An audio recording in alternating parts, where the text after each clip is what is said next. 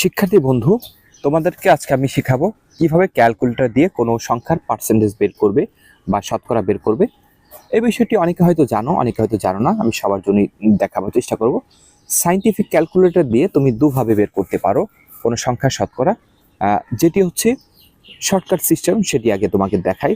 ধরো আমি 80 টাকার 40% বের করব, তাহলে 80 লিখলাম, 80 দিয়ে গুণন চিহ্ন দিব, দেওয়ার পরে 40 দিব, দেওয়ার পরে হচ্ছে এখানে শিফট বাটনে দিব, শিফট বাটনে দিয়ে ইকুয়াল দিয়ে দিব, তাহলে 80 টাকা 40% চলে এসেছে।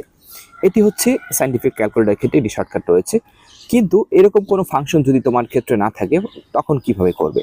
তখন করবে 80 গুণন 40 দিব, 40 দিয়ে আমরা ইকুয়াল দিয়ে দিব, ইকুয়াল দেওয়ার পরে যে মানটি আসবে সেটিকে আমরা ডিভাইড করব কত দিয়ে? ডিভাইড করব 100 দিয়ে।